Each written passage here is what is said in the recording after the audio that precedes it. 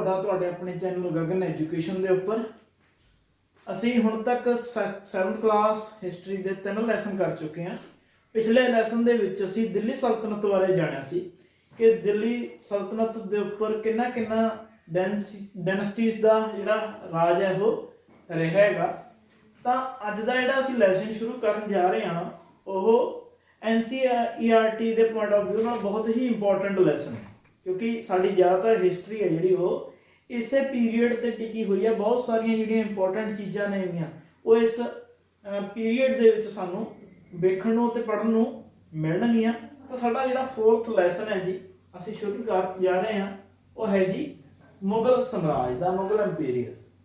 ਮੁਗਲ ਸਾਮਰਾਜ ਦੇ ਵਿੱਚ ਅਸੀਂ ਜਾਣਾਂਗੇ ਕਿ ਦਿੱਲੀ ਸਲਤਨਤ ਤੋਂ ਬਾਅਦ ਜਿਹੜਾ ਮੁਗਲ ਸਾਮਰਾਜ ਭਾਰਤ ਦੇ ਵਿੱਚ ਸਥਾਪਿਤ ਹੋਇਆ ਸੀ ਉਹਦੇ ਵਿੱਚ ਕਿਹੜੇ ਮੁਗਲ ਸਮਰਾਟ ਸੀਗੇ, ਉਹਨਾਂ ਦੇ ਸਮੇਂ ਦੇ ਦੌਰਾਨ ਕਿਹੜੀਆਂ ਜਿਹੜੀਆਂ ਮੁੱਖ ਘਟਨਾਵਾਂ ਸੀ ਉਹ ਘਟੀਆਂ ਨੇਗੀਆਂ, ਉਹਨਾਂ ਬਾਰੇ ਅਸੀਂ ਇਸ ਲੈਸਨ ਦੇ ਵਿੱਚ ਜਾਣਨ ਦੀ ਕੋਸ਼ਿਸ਼ ਕਰਾਂਗੇ। ਤਾਂ ਸ਼ੁਰੂ ਕਰਦੇ ਹਾਂ ਜੀ ਸਾਡਾ ਅੱਜ ਦਾ ਲੈਸਨ ਮੁਗਲ ਸਾਮਰਾਜ। ਜਿਵੇਂ ਕਿ ਅਸੀਂ ਪਹਿਲਾਂ ਪੜ੍ਹਿਆ ਹੈਗਾ ਕਿ ਦਿੱਲੀ ਦੇ ਉੱਪਰ ਜਿਹੜੇ ਸੁਲਤਾਨ ਸੀਗੇ ਇਰਾਨ ਤੋਂ ਆਏ ਸੀ, ਉਹਨਾਂ ਦਾ ਰਾਜ ਰਿਹਾ ਹੈਗਾ, ਉਹਨਾਂ ਦਾ ਕਬਜ਼ਾ ਰਿਹਾ ਸੀਗਾ। ਤਾਂ ਉਸ ਤੋਂ ਬਾਅਦ ਚੱਲਦੀਆਂ ਰਹੀਆਂ ਲਗਾਤਾਰ ਜਿਹੜੇ ਵੰਸ਼ ਨੇ ਉਹ ਚੱਲਦੇ ਰਹੇ। ਉਸ ਤੇ ਲਾਸਟ ਜਿਹੜਾ ਵੰਸ਼ ਸੀਗਾ ਦਿੱਲੀ ਦੇ ਉੱਪਰ ਉਸ ਦਾ ਖਾਤਮਾ ਕਰਕੇ ਮੁਗਲਾਂ ਨੇ ਆਪਣਾ ਜਿਹੜਾ ਸਾਮਰਾਜ ਹੈ ਇੱਥੇ ਸਥਾਪਿਤ ਕੀਤਾ ਸੀ। ਤਾਂ ਅਸੀਂ ਥੋੜਾ ਜਿਹਾ 16ਵੀਂ ਅਤੇ 17ਵੀਂ ਸਦੀ ਤੋਂ ਇਸ ਨੂੰ ਸ਼ੁਰੂ ਕਰਨਾ ਚਾਹਾਂਗੇ। 15ਵੀਂ 16ਵੀਂ ਸਦੀ ਤੋਂ ਇਹ ਕੀ ਗੱਲਬਾਤ ਸੀ ਉਦੋਂ। 16ਵੀਂ ਸਦੀ ਦੇ ਵਿੱਚ ਜਿਹੜੇ ਮੁਗਲ ਸੀ ਉਹਨਾਂ ਨੇ ਦਿੱਲੀ ਅਤੇ ਆਗਰਾ, ਇਹ ਜਿਹੜੇ ਦੋ ਸ਼ਹਿਰ ਨੇ ਦਿੱਲੀ ਤੇ ਆਗਰਾ ਤੇ ਇਸ ਦੇ ਆਸ-ਪਾਸ ਦੇ ਖੇਤਰ, ਇਹਨਾਂ ਦੇ ਉੱਪਰ ਆਪਣਾ ਜਿਹੜਾ ਵਰਚਸਵ ਹੈ ਉਹ ਸਥਾਪਿਤ ਕਰ ਲਿਆ ਸੀਗਾ ਆ ਕੇ। ਅਤੇ 17ਵੀਂ ਸਦੀ ਦੇ ਵਿੱਚ ਉਹਨਾਂ ਨੇ ਪੂਰੇ ਇੰਡੀਅਨ ਸਬ ਕੰਟੀਨੈਂਟ ਨੂੰ 17ਵੀਂ 18ਵੀਂ ਸਦੀ ਦੇ ਵਿੱਚ ਆਪਣੇ ਪ੍ਰਸ਼ਾਸਨ ਦੇ ਅੰਡਰ ਲੈ ਜਾਂਦਾ ਸੀ। ਹੁਣ ਦਿੱਲੀ ਅਤੇ ਆਗਰਾ ਇਹ ਬਹੁਤ ਛੋਟਾ ਖੇਤਰ ਹੈ ਜਿਹੜਾ ਕਿ ਸ਼ੁਰੂਆਤੀ ਦੌਰ ਦੇ ਵਿੱਚ ਮੁਗਲਾਂ ਦੇ ਅਧੀਨ ਸੀ। ਪਰ ਜੇ ਅਸੀਂ ਇੰਡੀਅਨ ਸਬ ਕੰਟੀਨੈਂਟ ਦੀ ਗੱਲ ਕਰੀਏ, ਮਹਾਦੀਪ ਦੀ ਗੱਲ ਕਰੀਏ, ਤਾਂ ਇਹਦੇ ਵਿੱਚ ਭਾਰਤ ਦੇ ਨਾਲ ਉਹ ਦੇਸ਼ ਆ ਜਾਂਦੇ ਨੇ ਜਿਹੜੇ ਕਿਸੇ ਸਮੇਂ ਭਾਰਤ ਦਾ ਹਿੱਸਾ ਸੀ, ਜਿਹਦੇ ਵਿੱਚ ਜੇ ਅਸੀਂ ਗੱਲ ਕਰੀਏ ਤਾਂ ਸਾਡਾ ਇਹ ਵਾਲਾ ਇੰਡੀਆ,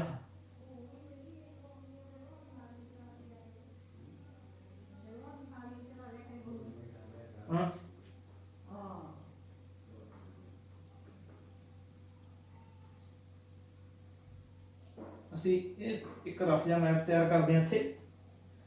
ਤਾਂ ਜੋ ਪ੍ਰੈਜ਼ੈਂਟ ਮੈਪ ਹੈ ਇੰਡੀਆ ਦਾ, ਉਸ ਤੋਂ ਬਾਅਦ ਇਹ ਵਾਲਾ ਦੇਸ਼ ਪਾਕਿਸਤਾਨ, ਠੀਕ ਹੈ ਜੀ, ਅਫਗਾਨਿਸਤਾਨ ਦੇ ਕੁਝ ਭਾਗ, ਨੇਪਾਲ ਦਾ ਜਿਹੜਾ ਖੇਤਰ ਸੀ, ਮੌਜੂਦਾ ਬੰਗਲਾਦੇਸ਼, ਇਹ ਸਾਰੇ ਜਿਹੜੇ ਮਿਲਾ ਕੇ ਇਸ ਤੋਂ ਬਾਅਦ ਇੱਧਰ ਮਿਆਂਮਾਰ ਵੀ ਸ਼ਾਮਿਲ ਹੈਗਾ। ਇਹ ਸਾਰੇ ਦੇਸ਼ ਨੂੰ ਮਿਲਾ ਕੇ ਜਿਹੜਾ ਪਾਰਟ ਬਣਦਾ ਹੈਗਾ ਉਸ ਨੂੰ ਇੰਡੀਅਨ ਸਬ ਕੰਟੀਨੈਂਟ ਦਾ ਨਾਮ ਦਿੱਤਾ ਜਾਂਦਾ ਹੈਗਾ। ਤਾਂ ਇੰਡੀਅਨ ਸਬ ਕੰਟੀਨੈਂਟ ਦੇ ਉੱਪਰ ਇਹਨਾਂ ਦਾ ਕਬਜ਼ਾ ਹੋ ਗਿਆ ਸੀ, ਰਾਜ ਹੋ ਗਿਆ ਸੀ 17ਵੀਂ 18ਵੀਂ ਸਦੀ ਦੇ ਵਿੱਚ। ਅਸੀਂ ਬਾਅਦ ਦੇ ਵਿੱਚ ਪੜਾਂਗੇ ਕਿ ਕਿਵੇਂ ਜਿਹੜੇ ਔਰੰਗਜ਼ੇਬ ਹੈ ਉਸਨੇ ਡੈਕਨ ਤੱਕ ਮਾਰ ਕੀਤੀ ਸੀ ਤੇ ਇਹ ਸਾਰਾ ਏਰੀਆ ਇੱਥੋਂ ਤੱਕ ਔਰੰਗਜ਼ੇਬ ਦੇ ਕਬਜ਼ੇ ਦੇ ਵਿੱਚ ਸੀਗਾ ਇਹ ਵਾਲਾ, ਠੀਕ ਹੈ ਜੀ। ਤਾਂ ਸ਼ੁਰੂਆਤ ਇਸ ਦੀ ਕਿੱਥੋਂ ਹੋਈ ਹੈਗੀ?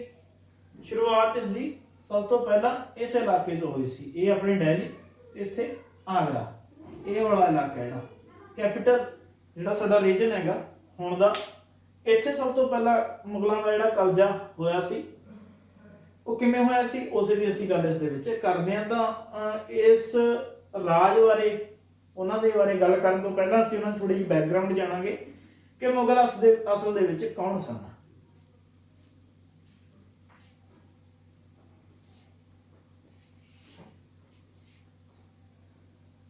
ਮੁਗਲ ਦੋ ਵੰਸ਼ਾਂ ਨਾਲ ਸੰਬੰਧ ਰੱਖਣ ਵਾਲੇ ਸਨ।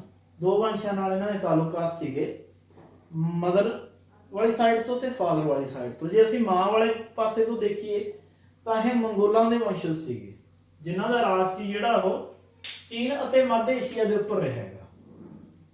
ਮੰਗੋਲ ਸੀ ਜਿਹੜੇ ਉਹ ਚੀਨ ਅਤੇ ਮੱਧ ਏਸ਼ੀਆ ਤੇ ਰਾਜ ਕਰਦੇ ਸੀ।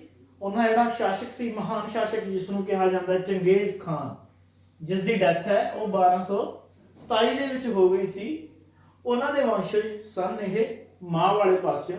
ਇਹਨਾਂ ਦੀ ਜਿਹੜੀ ਮਾਂ ਸੀ ਉਹ ਇਸ ਵੰਸ਼ ਨਾਲ ਤਾਲੁਕਾਤ ਰੱਖਦੀ ਸੀ, ਅਤੇ ਪਿਤਾ ਵਾਲੇ ਪਾਸਿਓਂ ਇਹ ਈਰਾਨ, ਇਰਾਕ ਅਤੇ ਤੁਰਕੀ ਦੇ ਸ਼ਾਸਕ ਤੈਮੂਰ ਦੇ ਵੰਸ਼ਜ ਸਨ, ਜਿਸ ਨੇ ਕਿ 1398 ਦੇ ਵਿੱਚ ਦਿੱਲੀ ਦੇ ਉੱਪਰ ਅਟੈਕ ਕੀਤਾ ਸੀ ਤੇ ਇਸ ਨੂੰ ਆਪਣੇ ਕਬਜ਼ੇ ਦੇ ਅਧੀਨ ਕਰ ਲਿਆ ਸੀ, ਤੇ 1404 ਦੇ ਵਿੱਚ ਤੈਮੂਰ ਦੀ ਮੌਤ ਹੋ ਗਈ ਸੀ।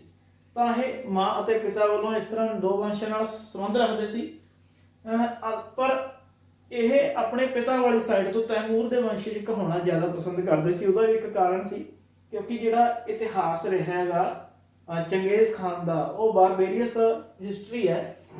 ਮਤਲਬ ਕਿ ਉਹਨੇ ਲੁੱਟਾਂ ਖੋਹਾਂ ਕੀਤੀਆਂ ਸੀ, ਬਹੁਤ ਜ਼ਿਆਦਾ ਲੋਕਾਂ ਨੂੰ ਮਾਰਿਆ, ਜਦੋਂ ਕਿ ਉਹ ਤੈਮੂਰ ਦੇ ਵੰਸ਼ਜ ਹੋਣ ਦੇ ਕਹਿਣਾ ਪਸੰਦ ਕਰਦੇ ਸੀ ਆਪਣੇ ਆਪ ਨੂੰ, ਕਿਉਂਕਿ ਉਸਨੇ 1398 ਦੇ ਵਿੱਚ ਦਿੱਲੀ ਦੇ ਉੱਪਰ ਕਬਜ਼ਾ ਕੀਤਾ ਸੀ, ਜਿਸ ਤੇ ਉਹ ਹੁਣ ਰਾਜ ਕਰ ਰਹੇ ਸੀ। ਅਤੇ ਹਰੇਕ ਜਿਹੜਾ ਮੁਗਲ ਬਾਦਸ਼ਾਹ ਹੈਗਾ ਉਸਨੇ ਤੈਮੂਰ ਦੇ ਨਾਲ ਆਪਣੀ ਇੱਕ ਫੋਟੋ ਹੈ ਜਿਹੜੀ ਉਹ ਪੇਂਟ ਜ਼ਰੂਰ ਕਰਵਾਈ ਹੈਗੀ। ਉਸ ਤੋਂ ਬਾਅਦ ਅਸੀਂ ਗੱਲ ਕਰਦੇ ਹਾਂ ਜੀ ਮੁਗਲ ਸੈਨਿਕ ਅਭਿਆਨਾਂ ਬਾਰੇ। ਜਿਹੜੇ ਮੁਗਲ ਸੈਨਿਕ ਅਭਿਆਨ ਸੀ ਕਿਵੇਂ ਅਟੈਕ ਹੋਇਆ, ਬਾਬਰ ਦੀ ਗੱਲ ਅਸੀਂ ਕਰਦੇ ਹਾਂ, ਕਿਉਂਕਿ ਪਹਿਲਾ ਬਾਦਸ਼ਾਹ ਸੀ ਮੁਗਲਾਂ ਦਾ ਜਿਸ ਨੇ ਆ ਕੇ ਦਿੱਲੀ ਦੇ ਉੱਪਰ ਕਬਜ਼ਾ ਕੀਤਾ ਤੇ ਮੁਗਲ ਰਾਜ ਦੀ ਸਥਾਪਨਾ ਕੀਤੀ। 1526 ਦੇ ਵਿੱਚ ਇਹ ਭਾਰਤ ਦੇ ਵਿੱਚ ਐਂਟਰ ਹੋ ਗਿਆ ਸੀਗਾ, ਤੇ 1530 ਤੱਕ ਇਸਨੇ ਇੱਥੇ ਰਾਜ ਕੀਤਾ, ਜਦੋਂ ਤੱਕ ਇਸ ਦੀ ਮੌਤ ਨਹੀਂ ਹੋ ਗਈ। ਥੋੜੀ ਜਿਹੀ ਹਿਸਟਰੀ ਦੇ ਬਾਰੇ ਜਾਣਾਂਗੇ ਕਿ ਬਾਬਰ ਦੇ ਪਿਤਾ ਦਾ ਨਾਮ ਉਮਰ ਸ਼ੇਖ ਸੀ। ਉਮਰ ਸ਼ੇਖ ਸੀ ਫਰਗਨਾ ਦੇ ਸ਼ਾਸਕ ਸੀ ਇਹ। ਤੋਂ ਉਹਨਾਂ ਦੀ ਡੈਥ ਤੋਂ ਬਾਅਦ 1494 ਦੇ ਵਿੱਚ ਜਦੋਂ ਫਰਗਨਾ ਦਾ ਉੱਤਰਾਧਿਕਾਰ ਇਸ ਨੂੰ ਮਿਲਿਆ ਬਾਬਰ ਨੂੰ, ਤਾਂ ਇਸ ਦੀ ਉਮਰ ਕੇਵਲ 12 ਸਾਲ ਸੀ। ਥੋੜਾ ਟਾਈਮ ਇੱਥੇ ਇਸਨੇ ਰਾਜ ਕੀਤਾ, ਪਰ ਉਸ ਤੋਂ ਬਾਅਦ ਇਸ ਨੂੰ ਆਪਣਾ ਜਿਹੜੀ ਇਹ ਪੈਤ੍ਰਿਕ ਗੱਦੀ ਸੀਗੀ ਫਰਗਨਾ ਸੀ ਉਹ ਛੱਡਣਾ ਪਿਆ ਸੀ। ਇਸ ਦਾ ਕੀ ਕਾਰਨ ਸੀ? ਮੰਗੋਲਾਂ ਦੀ ਜਿਹੜੀ ਦੂਸਰੀ ਸ਼ਾਖਾ ਸੀ, ਦੋ ਸ਼ਾਖਾਵਾਂ ਸੀ ਮੰਗੋਲਾਂ ਦੀਆਂ, ਇੱਕ ਚੰਗੇਜ਼ ਖਾਨ ਦੇ ਨਾਲ ਸੰਬੰਧਿਤ ਸੀ, ਦੂਸਰੀ ਜਿਹੜੀ ਅਟੈਕ ਕਰ ਰਹੀ ਸੀ ਲਗਾਤਾਰ ਫਰਗਨਾ ਦੇ ਉੱਪਰ, ਉਹਨਾਂ ਦੇ ਹਮਲਿਆਂ ਕਾਰਨ, ਉਜ਼ਬੇਕਾਂ ਦੇ ਹਮਲਿਆਂ ਕਾਰਨ ਇਸ ਨੂੰ ਜਿਹੜੀ ਆਪਣੀ ਪੈਤ੍ਰਿਕ ਗੱਦੀ ਸੀ ਫਰਗਨਾ ਦੇ ਵਿੱਚੋਂ ਉਸ ਨੂੰ ਛੱਡ ਕੇ ਜਾਣਾ ਪਿਆ। ਤੇ ਬਾਅਦ ਦੇ ਵਿੱਚ ਇਸਨੇ 1504 ਈਸਵੀ ਦੇ ਵਿੱਚ ਕਾਬੁਲ ਤੇ ਆ ਕੇ ਕੀ ਕਰ ਲਿਆ ਸੀਗਾ, ਕਬਜ਼ਾ ਕਰ ਲਿਆ ਸੀ ਤੇ ਉੱਥੇ ਰਾਜ ਕਰਨ ਲੱਗਿਆ। ਤੇ ਬਾਅਦ ਦੇ ਵਿੱਚ 1526 ਈਸਵੀ ਦੇ ਵਿੱਚ ਇਸਨੇ ਦਿੱਲੀ ਦੇ ਉੱਪਰ ਅਟੈਕ ਕੀਤਾ ਸੀਗਾ।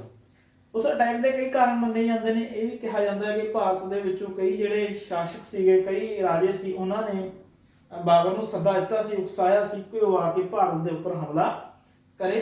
ਇਸ ਤੋਂ ਇਲਾਵਾ ਉਹ ਭਾਰਤ ਦੀ ਧਨ ਦੌਲਤ ਬਾਰੇ ਕਾਫੀ ਕੁਝ ਜਾਣ ਚੁੱਕਿਆ ਸੀ ਤੇ ਇੱਥੇ ਰਾਜ ਕਰਨ ਦਾ ਇੱਛੁਕ ਸੀ, ਰਾਜ ਕਰਨ ਦਾ ਜਾਂ ਫਿਰ ਇੱਥੋਂ ਜਿਹੜੀ ਧਨ ਦੌਲਤ ਲੁੱਟਣ ਦਾ ਇੱਛੁਕ ਸੀਗਾ।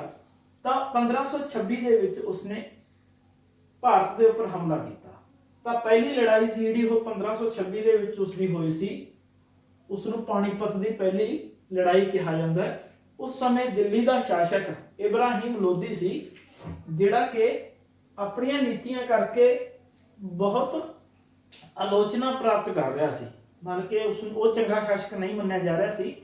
ਉਸ ਦੀਆਂ ਨੀਤੀਆਂ ਇਸ ਤਰ੍ਹਾਂ ਦੀਆਂ ਸੀ ਕਿ ਬਹੁਤ ਸਾਰੇ ਜਿਹੜੇ ਰਾਜੇ ਸੀ, ਸੂਬੇਦਾਰ ਸੀ, ਉਹ ਉਸ ਦੇ ਵਿਰੁੱਧ ਹੋ ਗਏ ਸੀ। ਲੋਕ ਵੀ ਉਸ ਨੂੰ ਕੋਈ ਜ਼ਿਆਦਾ ਵਧੀਆ ਨਹੀਂ ਮੰਨਦੇ ਸੀਗੇ। ਤਾਂ 1526 ਦੇ ਵਿੱਚ ਪਾਣੀਪਤ ਦੀ ਪਹਿਲੀ ਲੜਾਈ ਇਬਰਾਹਿਮ ਲੋਧੀ ਦੇ ਨਾਲ ਬਾਬਰ ਦੀ ਹੋਈ, ਜਿਸ ਦੇ ਵਿੱਚ ਉਸਨੇ ਇਬਰਾਹਿਮ ਲੋਧੀ ਨੂੰ ਬਹੁਤ ਬੁਰੀ ਤਰ੍ਹਾਂ ਹਰਾਤਾ ਸੀ। ਇਹ ਲੜਾਈ ਪਾਣੀਪਤ ਦੇ ਵਿੱਚ ਹੀ ਕਿਉਂ ਹੋਈ ਇਹ ਵੀ ਦੇਖਿਆ ਜਾਵੇ, ਕਿਉਂਕਿ ਜਦੋਂ ਉਹ ਐਂਟਰ ਕਰਦੇ ਨੇ ਇਸ ਸਾਈਡ ਤੋਂ, ਜਿਹੜੇ ਅਟੈਕਰ ਸੀਗੇ, ਹਮਲਾਵਰ ਸੀ, ਉਹ ਇਸ ਸਾਈਡ ਤੋਂ ਅਟੈਕ ਕਰਦੇ ਸੀ, ਤਾਂ ਪੰਜਾਬ ਦਾ ਜਿਹੜਾ ਖਿੱਤਾ ਹੈਗਾ ਉਹ ਆਉਂਦਾ ਸੀ, ਉੱਪਰ ਪਹਾੜੀਆਂ ਰਹਿ ਜਾਂਦੀਆਂ ਨੇਗੀਆਂ ਜੰਮੂ ਕਸ਼ਮੀਰ ਦੀਆਂ। ਤਾਂ ਪੰਜਾਬ ਦੇ ਖਿੱਤੇ ਦੇ ਵਿੱਚ ਕਾਫੀ ਸਾਰੀਆਂ ਨਦੀਆਂ ਦਾ ਸਾਹਮਣਾ ਉਸ ਨੂੰ ਕਰਨਾ ਪੈਂਦਾ ਕਿ ਇੱਥੇ ਕੋਈ ਜ਼ਿਆਦਾ ਵੱਡਾ ਬੈਟਲ ਗਰਾਊਂਡ ਨਹੀਂ ਮਿਲਦਾ। ਤਾਂ ਪੰਜਾਬ ਨੂੰ ਜਿਵੇਂ ਹੀ ਉਹ ਕ੍ਰਾਸ ਕਰਨ ਲੱਗਦੇ ਨੇ ਤਾਂ ਪਾਣੀਪਤ ਦਾ ਜਿਹੜੇ ਮੈਦਾਨ ਆ ਜਾਂਦੇ, ਜਦੋਂ ਉਸ ਸਮੇਂ ਖੁੱਲਾ ਏਰੀਆ ਸੀ, ਇਹ ਕੁਝ ਵੀ ਨਹੀਂ ਸੀ, ਤਾਂ ਉੱਥੇ ਲੜਾਈ ਕਰਨੀ ਆਸਾਨ ਸੀ। ਇਸ ਕਰਕੇ ਜ਼ਿਆਦਾਤਰ ਲੜਾਈਆਂ ਜਿਹੜੀਆਂ ਨੇ ਉਹ ਪਾਣੀਪਤ ਦੇ ਵਿੱਚ ਹੁੰਦੀਆਂ ਸੀ। ਤਾਂ ਪਹਿਲੀ ਲੜਾਈ ਦੇ ਵਿੱਚ ਉਸਨੇ ਇਬਰਾਹਿਮ ਲੋਧੀ ਨੂੰ ਹਰਾਤਾ ਸੀਗਾ। ਇਹ ਪਹਿਲੀ ਲੜਾਈ ਸੀ ਜਿਸ ਦੇ ਵਿੱਚ ਤੋਪ ਅਤੇ ਗੋਲਾ ਬਾਰੂਦ ਦਾ ਜਿਹੜਾ ਇਸਤੇਮਾਲ ਉਹ ਕੀਤਾ ਗਿਆ ਸੀ। ਬਾਬਰ ਨੇ ਇੱਕ ਸੈਨਿਕ ਰਣਨੀਤੀ ਬਣਾਈ ਸੀ ਜਿਸ ਦੇ ਅਧੀਨ ਉਸਨੇ ਇਬਰਾਹਿਮ ਲੋਧੀ ਨੂੰ ਹਰਾਇਆ ਸੀ। ਉਸਨੇ ਕੀ ਕੀਤਾ ਸੀ, ਸਭ ਤੋਂ ਪਹਿਲਾਂ ਜਿਹੜੀਆਂ ਫਸਟ ਰੋ ਹੈ ਉਸ ਦੇ ਵਿੱਚ ਤੋਪਾਂ ਖੜੀਆਂ ਕੀਤੀਆਂ, ਸੈਕੰਡ ਰੋ ਦੇ ਵਿੱਚ ਜਿਹੜੇ ਹਾਥੀ ਸੀ ਉਹ ਖੜੇ ਕੀਤੇ, ਫਿਰ ਸੀ ਜਿਹੜੇ ਘੋੜਸਵਾਰ ਉਹ ਖੜੇ ਕੀਤੇ। ਤਾਂ ਇਸ ਤਰ੍ਹਾਂ ਨਾਲ ਇੱਕ ਖਾਸ ਰਣਨੀਤੀ ਦੇ ਅਨੁਸਾਰ ਉਹ ਇਹ ਜਿਹੜਾ ਯੁੱਧ ਹੈ ਬਹੁਤ ਆਸਾਨੀ ਦੇ ਨਾਲ ਜਿੱਤ ਗਿਆ ਸੀ। ਜਦੋਂ ਕਿ ਅਸੀਂ ਪਾਣੀਪਤ ਦੀ ਲੜਾਈ ਦੀ ਗੱਲ ਕੀਤੀ ਹੈ ਤਾਂ ਦੂਸਰੀਆਂ ਦੋ ਹੋਰ ਲੜਾਈਆਂ ਜਿਹੜੀਆਂ ਪਾਣੀਪਤ ਦੇ ਵਿੱਚ ਹੋਈਆਂ ਸੀ ਉਹਨਾਂ ਦੇ ਬਾਰੇ ਵੀ ਜਾਣ ਲੈਂਦੇ ਹਾਂ। ਪਾਣੀਪਤ ਦੀ ਦੂਸਰੀ ਲੜਾਈ 1556 ਦੇ ਵਿੱਚ ਹੋਈ ਸੀ ਅਕਬਰ ਅਤੇ ਹੇਮੂ ਦੇ ਵਿਚਕਾਰ, ਜਿਸ ਦੇ ਵਿੱਚ ਅਕਬਰ ਦੀ ਜਿੱਤ ਹੋਈ ਸੀ। ਤੀਸਰੀ ਲੜਾਈ 1761 ਦੇ ਵਿੱਚ ਹੋਈ ਸੀ 1761 ਦੇ ਵਿੱਚ ਮਰਾਠਾ ਅਤੇ ਅਹਿਮਦ ਸ਼ਾਹ ਦੁਰਾਨੀ ਦੇ ਵਿਚਕਾਰ, ਜਿਸ ਲੜਾਈ ਦੇ ਵਿੱਚ ਅਹਿਮਦ ਸ਼ਾਹ ਦੁਰਾਨੀ ਸੀ ਜਿਹੜਾ ਉਹ ਜੇਤੂ ਰਿਹਾ ਸੀਗਾ। ਹੁਣ ਉਸ ਤੋਂ ਬਾਅਦ ਅਸੀਂ ਗੱਲ ਕਰਦੇ ਹਾਂਗੇ ਬਾਬਰ ਦੀਆਂ ਜਿਹੜੀਆਂ ਮੁੱਖ ਲੜਾਈਆਂ 1526 ਤੋਂ ਬਾਅਦ ਹੋਈਆਂ ਨੇ ਉਹਨਾਂ ਬਾਰੇ। ਪਹਿਲੀ ਲੜਾਈ ਦੀ ਅਸੀਂ ਗੱਲ ਕਰ ਚੁੱਕੇ ਹਾਂ, 1526 ਦੇ ਵਿੱਚ ਇਬਰਾਹਿਮ ਲੋਧੀ ਨੂੰ ਪਾਣੀਪਤ ਦੀ ਲੜਾਈ ਦੇ ਵਿੱਚ ਹਰਾਇਆ ਸੀ। ਖਾਨਵਾ ਦੀ ਲੜਾਈ ਦੇ ਵਿੱਚ ਉਸਨੇ ਰਾਣਾ ਸਾਂਗਾ ਨੂੰ ਹਰਾਇਆ ਸੀ 1527 ਦੇ ਵਿੱਚ। ਪਹਿਲਾਂ ਜਦੋਂ ਬਾਬਰ ਨੇ ਅਟੈਕ ਨਹੀਂ ਕੀਤਾ ਸੀ ਤਾਂ ਮੰਨਿਆ ਜਾਂਦਾ ਵੀ ਰਾਣਾ ਸਾਂਗਾ ਦਾ ਵੀ ਹੱਥ ਸੀ ਉਸ ਨੂੰ ਬੁਲਾਉਣ ਦੇ ਵਿੱਚ ਇੰਡੀਆ ਦੇ ਉੱਪਰ, ਕਿਉਂਕਿ ਇਬਰਾਹਿਮ ਲੋਧੀ ਸੀ ਜਿਹੜਾ ਉਹ ਉਸ ਨੂੰ ਹਟਾਉਣੇ ਚਾਹੁੰਦੇ ਸੀ। ਪਰ ਜਦੋਂ ਬਾਬਰ ਇੱਥੇ ਰਾਜ ਕਰਨ ਲੱਗ ਗਿਆ, ਇੱਥੋਂ ਦਾ ਜਿਹੜਾ ਕਲਾਈਮੇਟ ਆ ਉਸ ਨੂੰ ਬਹੁਤ ਸੂਟ ਕਰ ਗਿਆ ਸੀ, ਕਿਉਂਕਿ ਕਾਬਲ ਕੰਧਾਰ ਦੇ ਵਿੱਚ ਬਹੁਤ ਜ਼ਿਆਦਾ ਗਰਮੀ ਪੈਂਦੀ ਸੀ, ਉੱਥੋਂ ਦਾ ਕਲਾਈਮੇਟ ਹਾਰਸ਼ ਸੀ। ਇਸ ਦੇ ਮੁਕਾਬਲੇ ਜਿਹੜਾ ਭਾਰਤ ਦਾ ਕਲਾਈਮੇਟ ਸੀ ਦਿੱਲੀ ਦਾ ਉਸ ਨੂੰ ਬਹੁਤ ਪਸੰਦ ਆ ਗਿਆ ਸੀ, ਰਾਸ ਆ ਗਿਆ ਸੀ। ਤਾਂ ਇੱਥੇ ਆ ਕੇ ਉਸਨੇ ਆਪਣਾ ਮਨ ਬਦਲ ਲਿਆ ਸੀ ਤੇ ਇੱਥੇ ਰਾਜ ਕਰਨਾ ਉਸਨੇ ਸ਼ੁਰੂ ਕਰਤਾ ਸੀ। ਤਾਂ ਉਸ ਦਾ ਜਿਹੜਾ ਵਿਰੋਧ ਹੈ ਰਾਣਾ ਸਾਂਗਾ ਨੇ ਕੀਤਾ ਅਤੇ 1527 ਦੇ ਵਿੱਚ ਖਾਨਵਾ ਦੇ ਮੈਦਾਨ ਦੇ ਵਿੱਚ ਉਸਦੀ ਰਾਣਾ ਸਾਂਗਾ ਨਾਲ ਲੜਾਈ ਹੋਈ ਜਿਹੜੀ ਕਿ ਬਾਬਰ ਨੇ ਜਿੱਤੀ। ਫਿਰ ਰਾਜਪੂਤਾਂ ਨਾਲ ਉਸਦੀ ਲੜਾਈ ਹੋਈ 1528 ਦੇ ਵਿੱਚ ਚੰਦੇਰੀ ਦੇ ਮੈਦਾਨ ਦੇ ਵਿੱਚ। ਇਹ ਲੜਾਈ ਵੀ ਜਿਹੜੀ ਹੈ ਉਹ ਬਾਬਰ ਨੇ ਜਿੱਤੀ ਸੀ। ਜੇ ਰਾਜਪੂਤ ਰਾਣਾ ਸਾਂਗਾ ਦਾ ਉਸ ਸਮੇਂ ਮਦਦ ਕਰਦੇ ਤਾਂ ਹੋ ਸਕਦਾ ਸੀ ਕਿ ਬਾਬਰ ਨੂੰ ਹਾਰ ਦਾ ਮੂੰਹ ਦੇਖਣਾ ਪੈ ਜਾਂਦਾ, ਪਰ ਇਹਨਾਂ ਨੇ ਉਸ ਸਮੇਂ ਰਾਣਾ ਸਾਂਗਾ ਦੀ ਇੰਨੀ ਜ਼ਿਆਦਾ ਮਦਦ ਨਹੀਂ ਕੀਤੀ। ਬਾਅਦ ਦੇ ਵਿੱਚ ਰਾਜਪੂਤਾਂ ਨੂੰ ਵੀ ਬਾਬਰ ਨੇ 1528 ਦੇ ਵਿੱਚ ਹਰਾ ਦਿੱਤਾ। 1529 ਦੇ ਵਿੱਚ ਜਿਹੜੀ ਉਸਦੀ ਲੜਾਈ ਸੀ ਉਹ ਅਫਗਾਨਾਂ ਨਾਲ ਹੋਈ ਸੀ ਘਾਗਰਾ ਦੇ ਮੈਦਾਨ ਦੇ ਵਿੱਚ, ਬਿਹਾਰ ਦੇ ਵਿੱਚ ਇਹ ਇਲਾਕਾ ਹੈਗਾ ਘਾਗਰਾ ਨਦੀ ਦੇ ਕਿਨਾਰੇ। ਤਾਂ ਇਹ ਚਾਰ ਲੜਾਈਆਂ ਜਿਹੜੀਆਂ ਬਾਬਰ ਨੇ ਆਪਣੇ ਜੀਵਨ ਕਾਲ ਦੇ ਵਿੱਚ ਇੰਡੀਆ ਦੇ ਵਿੱਚ ਲੜੀਆਂ ਸੀਗੀਆਂ, ਪਾਣੀਪਤ ਦੀ ਪਹਿਲੀ ਲੜਾਈ, ਖਾਨਵਾ ਦੀ ਲੜਾਈ, ਚੰਦੇਰੀ ਦੀ ਲੜਾਈ ਤੇ ਘਾਗਰਾ ਦੀ ਲੜਾਈ, ਜਿਹੜੀਆਂ ਕਿ ਸਾਰੀਆਂ ਉਸਨੇ ਜਿੱਤੀਆਂ ਸੀ। ਤੇ 1530 ਦੇ ਵਿੱਚ ਉਸਦੀ ਡੈਥ ਹੋ ਗਈ ਸੀ। ਉਸਦੀ ਡੈਥ ਤੋਂ ਬਾਅਦ ਉਸਦਾ ਬੇਟਾ ਹਿਮਾਯੂ ਸ਼ਾਸਕ ਬਣਿਆ, ਵੱਡਾ ਬੇਟਾ ਸੀ। ਹਿਮਾਯੂ ਨੇ ਕੀ ਕੀਤਾ, ਆਪਣੇ ਪਿਤਾ ਦੀ ਵਸੀਅਤ ਦੇ ਅਨੁਸਾਰ ਉਸਨੇ ਕੀ ਕੀਤਾ, ਆਪਣੀ ਜਾਇਦਾਦ ਸੀ ਜਿਹੜੀ ਉਸ ਨੂੰ ਅਲੱਗ-ਅਲੱਗ ਭਾਈਆਂ ਦੇ ਵਿੱਚ ਵੰਡਤਾ, ਹਰੇਕ ਭਰਾ ਨੂੰ ਇੱਕ ਪ੍ਰਾਂਤ ਦੇ ਦਿੱਤਾ ਗਿਆ। ਹਿਮਾਯੂ ਖੁਦ ਦਿੱਲੀ ਅਤੇ ਆਗਰਾ ਦਾ ਇਲਾਕਾ ਸੀ ਜਿਹੜਾ ਉਸ ਤੇ ਰਾਜ ਕਰਨ ਲੱਗਾ ਤੇ ਉਸਨੇ ਆਪਣੇ ਜਿਹੜੇ ਬਹੁਤ ਇੱਛਾਵਾਨ ਭਰਾ ਸੀ ਜਿਹੜਾ ਕਿ ਬਹੁਤ ਰਾਜ ਕਰਨ ਦੀ ਇੱਛਾ ਰੱਖਦਾ ਸੀ, ਮਿਰਜ਼ਾ ਕਾਮਰਾਨ, ਉਸ ਨੂੰ ਕਾਬੁਲ ਕੰਧਾਰ ਦਾ ਇਲਾਕਾ ਦੇ ਦਿੱਤਾ। ਪਰ ਹਿਮਾਯੂ ਦੀਆਂ ਜਿਹੜੀਆਂ ਮੁਸ਼ਕਲਾਂ ਸੀ ਉਹਨਾਂ ਦਾ ਮੇਨ ਕਾਰਨ ਵੀ ਉਸਦਾ ਭਰਾ ਮਿਰਜ਼ਾ ਕਾਮਰਾਨ ਹੀ ਰਹੇਗਾ, ਕਿਉਂਕਿ ਉਹ ਦਿੱਲੀ ਤੇ ਖੁਦ ਰਾਜ ਕਰਨਾ ਚਾਹੁੰਦਾ ਸੀ। ਇਸੇ ਕਰਕੇ ਉਸਨੇ ਅਫਗਾਨਾਂ ਨੂੰ ਵੀ ਬਹੁਤ ਵਾਰ ਉਕਸਾਇਆ ਕਿ ਉਹ ਹਿਮਾਯੂ ਦੇ ਉੱਪਰ ਹਮਲਾ ਕਰਨ। ਤਾਂ ਜਿਹੜਾ ਹਿਮਾਯੂ ਦਾ ਰਾਜ ਹੈਗਾ ਉਹ ਦੋ ਭਾਗਾਂ ਦੇ ਵਿੱਚ ਰਹੇਗਾ ਭਾਰਤ ਦੇ ਵਿੱਚ, 1530 ਤੋਂ ਲੈ ਕੇ 1540 ਤੱਕ ਅਤੇ 1555-56 ਸਿਰਫ 1 ਸਾਲ। ਇਹਦਾ ਕੀ ਕਾਰਨ ਹੈ? ਇਹਦਾ ਇਹ ਕਾਰਨ ਹੈ ਕਿ 1540 ਦੇ ਵਿੱਚ ਉਸ ਨੂੰ ਅਫਗਾਨ ਸ਼ਾਸਕ ਸ਼ੇਰ ਸ਼ਾਹ ਸੂਰੀ ਨੇ ਕੀ ਕਰਤਾ ਸੀ, ਹਰਾ ਸੀ ਤੇ ਹਰਾ ਕੇ ਦੇਸ਼ ਤੋਂ ਬਾਹਰ ਭਜਾ ਦਿੱਤਾ ਸੀ। ਸ਼ੇਰ ਸ਼ਾਹ ਸੂਰੀ ਜਿਸ ਨੂੰ ਕਿ ਸ਼ੇਰ ਖਾਨ ਕਿਹਾ ਜਾਂਦਾ ਹੈਗਾ, ਸ਼ੇਰ ਖਾਨ ਉਸਦਾ ਨਾਮ ਸੀਗਾ। ਤਾਂ 1539 ਦੇ ਵਿੱਚ ਉਸਨੇ ਚੌਸਾ ਦੇ ਮੈਦਾਨ ਦੇ ਵਿੱਚ ਅਤੇ 1540 ਦੇ ਵਿੱਚ ਉਸਨੇ ਕਨੌਜ ਦੇ ਮੈਦਾਨ ਦੇ ਵਿੱਚ ਹਿਮਾਯੂ ਨੂੰ ਹਰਾਇਆ ਸੀ। ਤੇ ਕਨੌਜ ਦੇ ਵਿੱਚ ਹਾਰਨ ਤੋਂ ਬਾਅਦ ਜਿਹੜਾ ਹਿਮਾਯੂ ਹੈ ਉਹ ਈਰਾਨ ਚਲਾ ਗਿਆ ਸੀਗਾ। ਈਰਾਨ ਜਾਣ ਤੋਂ ਬਾਅਦ ਉਸਨੇ ਪਹਿਲਾਂ ਤਾਂ ਉਹ ਆਪਣੇ ਭਰਾ ਕਾਬੁਲ ਕੰਧਾਰ ਇੱਥੇ ਗਿਆ ਮਿਰਜ਼ਾ ਕਾਮਰਾਨ ਕੋਲ, ਪਰ ਮਿਰਜ਼ਾ ਕਾਮਰਾਨ ਨੇ ਉਸ ਨੂੰ ਮਾਰਨ ਦਾ ਪਲਾਨ ਜਿਹੜਾ ਪਹਿਲੇ ਬਣਾ ਲਿਆ ਸੀ ਕਿ ਉਹ ਇੱਥੇ ਪਹੁੰਚਣ ਤੋਂ ਪਹਿਲਾਂ ਹੀ ਉਸ ਨੂੰ ਮਰਵਾ ਦਿੱਤਾ ਜਾਵੇ। ਪਰ ਬਾਅਦ ਦੇ ਵਿੱਚ ਇਹ ਇੱਥੇ ਜਾਣ ਦੀ ਬਜਾਏ ਈਰਾਨ ਚਲਾ ਗਿਆ ਤੇ ਈਰਾਨ ਦੇ ਸ਼ਾਸਕ ਸਫਾਵਿਦ ਸ਼ਾਹ ਦੀ ਸ਼ਰਨ ਦੇ ਵਿੱਚ ਰਿਹਾ। ਉਸਨੇ ਉੱਥੇ ਉਸ ਨੂੰ ਰੱਖਿਆ ਤੇ ਬਾਅਦ ਦੇ ਵਿੱਚ ਹਿਮਾਯੂ ਨੂੰ ਸਫਾਵਿਦ ਸ਼ਾਹ ਦੀ ਇੱਕ ਰਾਜਕੁਮਾਰੀ ਦੇ ਨਾਲ ਪ੍ਰੇਮ ਵੀ ਹੋ ਗਿਆ ਸੀ, ਜਿਸ ਕਰਕੇ ਉਸ ਨੂੰ ਈਰਾਨ ਸੀ ਜਿਹੜਾ ਉਹ ਛੱਡਣਾ ਪਿਆ। ਤੇ 1555 ਦੇ ਵਿੱਚ ਉਹ ਦੁਬਾਰਾ ਭਾਰਤ ਦੇ ਵਿੱਚ ਆਇਆ ਤੇ ਉਸਨੇ ਦਿੱਲੀ ਦੇ ਉੱਪਰ ਹਮਲਾ ਕੀਤਾ ਅਤੇ ਸ਼ੇਰਸ਼ਾਹ ਸ਼ੂਰੀ ਦੇ ਜਿਹੜੇ ਵੰਸ਼ਜ ਸੀਗੇ ਅੱਗੇ ਉੱਤਰਾਧਿਕਾਰੀ ਸੀ ਸਿਕੰਦਰ ਸ਼ਾਹ ਸ਼ੂਰੀ ਇਸ ਨੂੰ ਹਰਾ ਦਿੱਤਾ ਸੀ ਤੇ ਦਿੱਲੀ ਦੇ ਉੱਪਰ ਦੁਬਾਰਾ ਮੁਗਲ ਰੂਲ ਸੀ ਜਿਹੜਾ ਉਹ ਸਥਾਪਿਤ ਕੀਤਾ ਸੀਗਾ। 1556 ਦੇ ਵਿੱਚ ਹੁਮਾਯੂੰ ਦੀ ਲਾਇਬ੍ਰੇਰੀ ਦੇ ਵਿੱਚ ਇੱਕ ਹਾਦਸੇ ਦੇ ਵਿੱਚ ਮੌਤ ਹੋ ਗਈ ਸੀ। ਇਹ ਲਾਇਬ੍ਰੇਰੀ ਦਿੱਲੀ ਦੇ ਵਿੱਚ ਸਥਿਤ ਹੈ। ਤਾਂ ਉਸ ਤੋਂ ਬਾਅਦ ਅਕਬਰ ਜਿਹੜਾ ਇਸ ਦਾ ਬੇਟਾ ਸੀਗਾ ਉਹ ਸ਼ਾਸਕ ਬਣਿਆ ਸੀਗਾ ਦਿੱਲੀ ਦਾ। ਤਾਂ ਇਹ ਹੁਮਾਯੂੰ ਬਾਬਰ ਅਤੇ ਹੁਮਾਯੂੰ ਦੀ ਅਸੀਂ ਗੱਲ ਕੀਤੀ ਸੀ। ਇਸ ਤੋਂ ਬਾਅਦ ਅਸੀਂ ਗੱਲ ਕਰਦੇ ਹਾਂ ਬਾਬਰ ਤੇ ਉਸਦੇ ਉੱਤਰਾਧਿਕਾਰੀਆਂ ਬਾਰੇ, ਅਕਬਰ ਤੇ ਉਸਦੇ ਉੱਤਰਾਧਿਕਾਰੀਆਂ ਬਾਰੇ। ਤਾਂ ਹੁਮਾਯੂੰ ਤੋਂ ਬਾਅਦ ਅਸੀਂ ਗੱਲ ਕਰਦੇ ਹਾਂ ਜੀ ਅਕਬਰ ਦੀ। ਅਕਬਰ ਜਿਹੜਾ ਕਿ 1556 ਦੇ ਵਿੱਚ ਸਮਰਾਟ ਬਣਿਆ। ਜਦੋਂ ਹੁਮਾਯੂੰ ਦੀ ਡੈਥ ਹੈ ਜਿਹੜੀ ਉਹ ਲਾਇਬ੍ਰੇਰੀ ਦੇ ਵਿੱਚ ਹੋ ਗਈ ਸੀ ਤਾਂ ਉਸ ਸਮੇਂ ਉਸਦੀ ਉਮਰ ਸੀ ਜਿਹੜੀ ਉਹ ਸਿਰਫ 13 ਸਾਲ ਸੀ। ਉਹ ਜੰਗਲਾਂ ਦੇ ਵਿੱਚ ਸ਼ਿਕਾਰ ਦੇ ਲਈ ਗਿਆ ਸੀ। ਜਿੱਥੇ ਬੈਰਮ ਖਾਨ ਨੂੰ ਪਤਾ ਲੱਗਿਆ ਕਿ ਹੁਮਾਯੂੰ ਦੀ ਡੈਥ ਹੋ ਗਈ ਹੈ ਤਾਂ ਉਸਨੇ ਨਾਲ ਦੀ ਨਾਲ ਹੀ ਸਮਰਾਟ ਅਕਬਰ ਦੀ ਜਿਹੜੀ ਤਾਜਪੋਸ਼ੀ ਉੱਥੇ ਹੀ ਕਰ ਦਿੱਤੀ ਸੀ ਤੇ ਉੱਥੇ ਹੀ ਉਸਨੂੰ ਸਮਰਾਟ ਘੋਸ਼ਿਤ ਕਰ ਦਿੱਤਾ ਸੀ। ਜੇ ਪਿਛੋਕੜ ਦੇ ਵਿੱਚ ਜਾਈਏ ਤਾਂ ਅਕਬਰ ਦਾ ਜਨਮ ਅਮਰਕੋਟ ਵਿਖੇ ਹੋਇਆ ਸੀਗਾ ਤੇ ਉਸ ਦਾ ਸੰਰਖਿਅਕ ਬੈਰਮ ਖਾਨ ਰਿਹਾ ਹੈਗਾ। ਜੇ ਤੁਸੀਂ ਮੂਵੀ ਜਿਹੜੀ ਯੋਧਾ ਅਕਬਰ ਦੇਖੀ ਹੋਵੇ ਤਾਂ ਉਸ ਦੇ ਵਿੱਚ ਇੱਕ ਸੈਨਾਪਤੀ ਹੁੰਦਾ ਹੈ ਜਿਸ ਨੂੰ ਅਕਬਰ ਅਕਸਰ ਖਾਨ ਬਾਬਾ ਕਹਿ ਕੇ ਬੁਲਾਉਂਦਾ ਹੈਗਾ। ਤਾਂ ਉਹ ਬੈਰਮ ਖਾਨ ਹੀ ਸੀ ਜਿਹੜਾ ਇਸ ਦਾ ਸੰਰਖਿਅਕ ਰਿਹਾ ਤੇ ਬਾਅਦ ਦੇ ਵਿੱਚ ਅਕਬਰ ਨੇ ਉਸ ਤੋਂ ਆਜ਼ਾਦੀ ਪ੍ਰਾਪਤ ਕਰ ਲਈ ਸੀ। ਉਸ ਨੂੰ ਹੱਜ ਦੀ ਯਾਤਰਾ ਤੇ ਭੇਜ ਦਿੱਤਾ ਸੀ। ਤਾਂ ਅਕਬਰ ਦਾ ਜਿਹੜਾ ਸ਼ਾਸਨ ਕਾਲ ਹੈ ਉਸ ਨੂੰ ਮੇਨ ਲਈ 3 ਭਾਗਾਂ ਦੇ ਵਿੱਚ ਵੰਡਿਆ ਜਾਂਦਾ ਹੈ। 3 ਭਾਗ ਕਿਹੜੇ ਕਿਹੜੇ ਨੇ? ਸਭ ਤੋਂ ਪਹਿਲਾ ਭਾਗ ਹੈ ਜੀ 1556 ਤੋਂ ਲੈ ਕੇ 1570 ਈਸਵੀ। ਇਸ ਸਮੇਂ ਦੇ ਦੌਰਾਨ ਉਹ ਪਹਿਲਾਂ ਤਾਂ ਬੈਰਮ ਖਾਨ ਦੇ ਅਧੀਨ ਰਿਹਾ। ਬੈਰਮ ਖਾਨ ਦੇ ਅਧੀਨ ਉਸਨੇ ਕਈ ਜਿਹੜੇ ਸ਼ਾਸਕ ਸੀ ਉਹਨਾਂ ਨੂੰ ਹਰਾਇਆ ਤੇ ਉਹਨਾਂ ਨੂੰ ਆਪਣੇ ਸਮਰਾਜ ਦੇ ਵਿੱਚ ਮਿਲਾਇਆ ਤੇ ਬਾਅਦ ਦੇ ਵਿੱਚ ਇਕੱਲਿਆਂ ਇਸਨੇ ਬਹੁਤ ਸਾਰੇ ਜਿਹੜੇ ਵਿਦਰੋਹ ਸੀ ਉਹਨਾਂ ਨੂੰ ਦਬਾਇਆ ਸੀਗਾ ਜਿਹੜੇ ਇਸ ਦੇ ਖਿਲਾਫ ਉੱਠ ਰਹੇ ਸੀ। ਤਾਂ 1556 ਤੋਂ ਲੈ ਕੇ 70 ਦੇ ਵਿੱਚ ਅਕਬਰ ਨੇ ਮਾਲਵਾ, ਗੋਂਡਵਾਨਾ ਇਹਨਾਂ ਦੋ ਜਿਹੜੀਆਂ ਰਿਆਸਤਾਂ ਸੀਗੀਆਂ ਉਹਨਾਂ ਨੂੰ ਆਪਣੇ ਸਮਰਾਜ ਦੇ ਵਿੱਚ ਸ਼ਾਮਲ ਕਰ ਲਿਆ ਸੀ ਅਤੇ ਆਪਣੇ ਸੁਤੇਲੇ ਭਰਾ ਮਿਰਜ਼ਾ ਹਾਕਿਮ ਜਿਹੜਾ ਕਿ ਵਿਦਰੋਹ ਕਰ ਰਿਹਾ ਸੀ ਉਸ ਦੇ ਵਿਦਰੋਹ ਨੂੰ ਦਬਾਇਆ ਸੀ ਅਤੇ ਜਿਹੜੇ ਉਜ਼ਬੇਕ ਸੀਗੇ ਉਜ਼ਬੇਕਾਂ ਦੇ ਵਿਦਰੋਹ ਨੂੰ ਵੀ ਦਬਾਉਣ ਦੇ ਵਿੱਚ ਅਕਬਰ ਜਿਹੜਾ ਸਫਲ ਰਿਹਾ ਸੀ ਇਸ ਸਮੇਂ ਦੇ ਦੌਰਾਨ।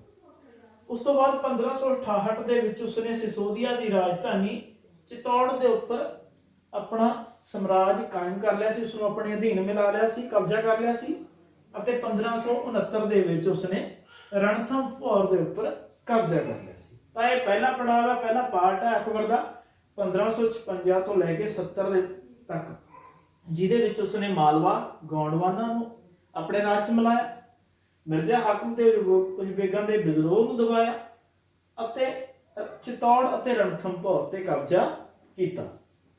ਦੂਸਰਾ ਜਿਹੜਾ ਪਾਰਟ ਹੈ ਉਹ ਹੈ ਜੀ 1570 ਤੋਂ ਲੈ ਕੇ 1585 ਤੱਕ, ਜਦੋਂ ਕਿ ਉਹ ਉੱਤਰ ਭਾਰਤ ਤੋਂ ਅੱਗੇ ਵੱਲ ਵਧਿਆ। ਉਹ ਪੱਛਮੀ ਅਤੇ ਪੂਰਬ ਭਾਰਤ ਦੇ ਕੁਝ ਇਲਾਕਿਆਂ ਨੂੰ ਉਸਨੇ ਆਪਣੇ ਸਮਰਾਜ 'ਚ ਮਿਲਾਇਆ। ਸਭ ਤੋਂ ਪਹਿਲਾਂ ਉਸਨੇ ਗੁਜਰਾਤ ਨੂੰ ਜਿੱਤਿਆ। ਪੱਛਮੀ ਭਾਰਤ ਦਾ ਜਿਹੜਾ ਰਾਜ ਹੈਗਾ, ਕੋਸਟਲ ਏਰੀਆ ਹੈਗਾ, ਇਸ ਸਮੇਂ ਦੇ ਦੌਰਾਨ ਹੀ ਕਿਹਾ ਜਾਂਦਾ ਹੈ ਕਿ ਉਸਨੇ ਪਹਿਲੀ ਵਾਰ ਸਮੁੰਦਰ ਨੂੰ ਦੇਖਿਆ ਸੀਗਾ ਅਤੇ ਉਸ ਤੋਂ ਬਾਅਦ ਉਸਨੇ ਪੂਰਬੀ ਭਾਰਤ ਦੇ ਕੁਝ ਰਾਜ, ਰਿਆਸਤਾਂ, ਬਿਹਾਰ, ਬੰਗਾਲ ਅਤੇ ਉੜੀਸਾ ਇਹਨਾਂ ਦੇ ਉੱਪਰ ਜਿੱਤ ਪ੍ਰਾਪਤ ਕੀਤੀ ਸੀ। ਤਾਂ ਤੀਸਰਾ ਪਾਰਟ ਹੈ ਜੀ 1585 ਤੋਂ ਲੈ ਕੇ 1605 ਦੇ ਦਰਮਿਆਨ, ਜਦੋਂ ਉਸ ਦੀ 1605 ਦੇ ਵਿੱਚ ਡੈਥ ਹੋ ਜਾਂਦੀ ਹੈ। ਇਸ ਸਮੇਂ ਦੇ ਦਰਮਿਆਨ ਉਸਨੇ ਸਫਾਵਿਦ ਸੀ ਜਿਹੜੇ ਈਰਾਨ ਦੇ ਸ਼ਾਸਕ ਸੀਗੇ ਉਹਨਾਂ ਨੂੰ ਹਰਾਤਾ ਸੀਗਾ। ਕਸ਼ਮੀਰ ਉੱਤਰ ਭਾਰਤ ਦਾ ਹਿੱਸਾ ਜਿਹੜਾ ਉਸ ਨੂੰ ਆਪਣੇ ਸ਼ਾਸਨ ਦੇ ਵਿੱਚ ਮਿਲਾ ਲਿਆ ਸੀ। ਮਿਰਜ਼ਾ ਹਾਕਮ ਦੀ ਡੈਥ ਹੋ ਗਈ ਸੀ ਜਿਹੜਾ ਲਗਾਤਾਰ ਵਿਦਰੋਹ ਕਰ ਰਿਹਾ ਸੀ ਅਕਬਰ ਦੇ ਵਿਰੁੱਧ। ਤਾਂ ਉਸਨੇ ਉਸਦੀ ਡੈਥ ਤੋਂ ਬਾਅਦ ਕਾਬਲ ਨੂੰ ਵੀ ਆਪਣੇ ਸਮਰਾਜ ਦੇ ਵਿੱਚ ਮਿਲਾ ਲਿਆ ਸੀ ਤੇ ਉਸਦੇ ਅਖੀਰ ਦੇ ਸਾਲਾਂ ਦੇ ਵਿੱਚ ਉਸਦਾ ਜਿਹੜਾ ਪੁੱਤਰ ਸੀ ਸਲੀਮ, ਜਿਸ ਨੂੰ ਬਾਅਦ ਦੇ ਵਿੱਚ ਜਹਾਂਗੀਰ ਦੇ ਨਾਮ ਨਾਲ ਜਾਣਿਆ ਗਿਆ, ਉਸਨੇ ਬਹੁਤ ਸਾਰੇ ਜਿਹੜੇ ਵਿਦਰੋਹ ਕੀਤੇ ਸੀ ਤੇ ਬਹੁਤ ਪਰੇਸ਼ਾਨ ਉਸਨੇ ਅਕਬਰ ਨੂੰ ਕੀਤਾ ਸੀ। ਉਸਦੇ ਵਿਦਰੋਹਾਂ ਦੇ ਵਿੱਚ ਅਕਬਰ ਦਾ ਜਿਹੜਾ ਇੱਕ ਰਤਨ ਸੀ ਅਬੁਲ ਫਜ਼ਲ, ਉਸਦੀ ਵੀ ਡੈਥ ਹੋ ਗਈ ਸੀ, ਜਿਸ ਨੇ ਜਿਹੜੀ ਬਾਇਓਗ੍ਰਾਫੀ ਹੈਗੀ ਉਹ ਅਕਬਰ ਦੀ ਲਿਖੀ ਸੀਗੀ। ਤੇ ਸਲੀਮ ਸੀ ਜਿਹੜਾ ਬਾਅਦ ਦੇ ਵਿੱਚ ਜਾ ਕੇ ਸਮਰਾਟ ਬਣਿਆ ਸੀ ਜਿਸ ਨੂੰ ਕਿ ਜਹਾਂਗੀਰ ਦੇ ਨਾਮ ਨਾਲ ਜਾਣਿਆ ਗਿਆ। ਤਾਂ ਇਹ ਅਕਬਰ ਦਾ ਸ਼ਾਸਨ ਕਾਲ ਸੀ 1556 ਤੋਂ ਲੈ ਕੇ 1605 ਤੱਕ, ਜਿਹਦੇ ਵਿੱਚ ਜਨਮ ਉਹਦਾ ਅਮਰਕੋਟ ਵਿਖੇ ਹੋਇਆ। ਉਸ ਤੋਂ ਬਾਅਦ ਉਹ 1556 ਦੇ ਵਿੱਚ ਰਾਜਾ ਬਣਦਾ। 13 ਸਾਲ ਦੀ ਉਮਰ 'ਚ ਬੈਰਮ ਖਾਨ ਦੇ ਸੰਰਖਣ ਦੇ ਵਿੱਚ ਸ਼ਾਸਨ ਕਾਲ 3 ਭਾਗਾਂ 'ਚ ਪੜਿਆ ਸੀ, 55 ਤੋਂ 70, ਜਿਹਦੇ ਵਿੱਚ ਉਸਨੇ ਕਈ ਇਲਾਕੇ ਸੀ ਜਿਹੜੇ ਜਿੱਤੇ ਸੀਗੇ। ਰਾਜਸਥਾਨ ਦੇ ਰਣਥੰਭੌਰ ਤੇ ਚਿਤੌੜ ਨੂੰ ਆਪਣੇ ਕਬਜ਼ੇ 'ਚ ਕੀਤਾ ਸੀ। ਮਿਰਜ਼ਾ ਹਾਕਮ ਦੇ ਵੇਗਾਂ ਦੇ ਵਿਦਰੋਹ ਦਬਾਏ ਸੀ।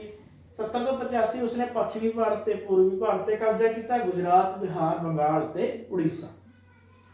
ਫਿਰ ਲਾਸਟ ਵਾਲੇ ਸਮੇਂ ਦੇ ਵਿੱਚ ਉਸਨੇ ਸਫਾਵਿਦਾਂ ਨੂੰ ਹਰਾਇਆ, ਕਸ਼ਮੀਰ ਨੂੰ ਆਪਣੇ ਰਾਜ 'ਚ ਮਿਲਾਇਆ। ਮਿਰਜ਼ਾ ਹਾਕਮ ਦੀ ਡੈਥ ਤੋਂ ਬਾਅਦ ਕਾਬਲ ਨੂੰ ਆਪਣੇ ਕਬਜ਼ੇ 'ਚ ਕੀਤਾ ਤੇ ਸਲੀਮ ਦੇ ਵਿਦਰੋਹਾਂ ਦੀ ਜਿਹੜੀ ਸੀ ਗੱਲ ਕਰ ਚੁੱਕੇ ਹਾਂ। ਤਾਂ ਹੁਣ ਅਸੀਂ ਉਸ ਤੋਂ ਬਾਅਦ ਗੱਲ ਕਰਦੇ ਹਾਂ ਅਕਬਰ ਤੋਂ ਬਾਅਦ ਹੈ ਜੀ ਜਹਾਂਗੀਰ, ਰਾਜਕੁਮਾਰ ਸਲੀਮ। ਜਹਾਂਗੀਰ ਦਾ ਉਹਦਾ ਨਾਮ ਹੈ ਜਿਹੜਾ ਸਲੀਮ ਰੱਖਿਆ ਗਿਆ ਸੀ, ਇਸ ਦੇ ਪਿੱਛੇ ਵੀ ਇੱਕ ਸਟੋਰੀ ਹੈ ਕਿ ਜਹਾਂਗੀਰ ਦਾ ਨਾਮ ਸਲੀਮ ਕਿਉਂ ਰੱਖਿਆ ਗਿਆ ਸੀ, ਕਿਉਂਕਿ ਇੱਕ ਰਾਜਪੂਤ ਰਾਜਕੁਮਾਰੀ ਦੀ ਕੁੱਖੋਂ ਪੈਦਾ ਹੋਇਆ ਸੀ ਜਹਾਂਗੀਰ। ਅਕਬਰ ਦੇ ਉਸ ਰਾਜਕੁਮਾਰੀ ਦੇ ਕੁੱਖੋਂ ਕੋਈ ਸੰਤਾਨ ਨਹੀਂ ਹੋ ਰਹੀ ਸੀ, ਤਾਂ ਉਸਨੇ ਇੱਕ ਜਿਹੜੇ ਫਕੀਰ ਸੀਗੇ ਸਲੀਮ ਚਿਸ਼ਤੀ, ਠੀਕ ਹੈ ਜੀ, ਉਹਨਾਂ ਦੀ ਸ਼ਰਨ ਦੇ ਵਿੱਚ ਗਏ। ਉਹ ਸਲੀਮ ਚਿਸ਼ਤੀ ਦੀ ਸ਼ਰਨ ਦੇ ਵਿੱਚ ਜਦੋਂ ਗਏ ਉਹ, ਤਾਂ ਉਹਨਾਂ ਦੇ ਆਸ਼ੀਰਵਾਦ ਨਾਲ ਉਹਨਾਂ ਦੇ ਘਰ ਇੱਕ ਪੁੱਤਰ ਪੈਦਾ ਹੋਇਆ ਜਿਸ ਦਾ ਨਾਮ ਸਲੀਮ ਰੱਖਿਆ ਗਿਆ। ਬਾਅਦ ਦੇ ਵਿੱਚ ਸਮਰਾਟ ਬਣ ਕੇ ਉਸਨੇ ਆਪਣਾ ਨਾਮ ਚੇਂਜ ਕਰ ਲਿਆ ਸੀ, ਜਹਾਂਗੀਰ ਰੱਖ ਲਿਆ ਸੀ, ਜਿਸ ਦਾ ਮੀਨਿੰਗ ਹੈ ਜੀ ਸੰਸਾਰ ਨੂੰ ਜਿੱਤਣ ਵਾਲਾ। ਤਾਂ ਜਹਾਂਗੀਰ ਦਾ ਜਿਹੜਾ ਸ਼ਾਸਨ ਕਾਲ ਹੈ 1605 ਤੋਂ ਲੈ ਕੇ 1627 ਦੇ ਦਰਮਿਆਨ ਰਿਹਾ ਹੈਗਾ, ਜਿਸ ਦੇ ਵਿੱਚ ਉਸਨੇ ਕਾਫੀ ਸਾਰੇ ਅਭਿਆਨ ਚਲਾਏ ਸੀਗੇ ਜਿਹੜੇ ਬਹੁਤ ਸਫਲ ਰਹੇ ਤੇ ਕੁਝ ਅਸਫਲ ਰਹੇ। ਅਸਫਲ ਕਿਹੜੇ ਰਹੇ? ਅਹਿਮਦਨਗਰ ਮਹਾਰਾਸ਼ਟਰ ਦੇ ਵਿੱਚ, ਸਿੱਖ ਪੰਜਾਬ ਦੇ ਵਿੱਚ ਅਤੇ ਅਹੋਮ ਅਸਾਮ ਦੇ ਵਿੱਚ, ਇਹ ਜਿਹੜੇ ਅਭਿਆਨ ਚਲਾਏ ਗਏ ਸੀ ਉਹ ਅਸਫਲ ਰਹੇ ਸੀਗੇ। ਤੇ ਉਸ ਤੋਂ ਬਾਅਦ ਉਸਦੀ ਪਤਨੀ ਦੀ ਗੱਲ ਕਰਦੇ ਹਾਂ ਅਸੀਂ। ਉਸਦੀ ਪਤਨੀ ਨੂਰ ਜਹਾਂ ਸੀ, ਮਹਿਰੁਨਿਸਾ ਜਿਸ ਦਾ ਅਸਲ ਨਾਮ ਸੀ, ਜਿਸ ਦੇ ਨਾਲ ਉਹਦਾ ਵਿਆਹ ਹੈ ਜਿਹੜਾ ਉਹ 1611 ਦੇ ਵਿੱਚ ਹੋ ਗਿਆ ਸੀ, ਠੀਕ ਹੈ ਜੀ। ਤੇ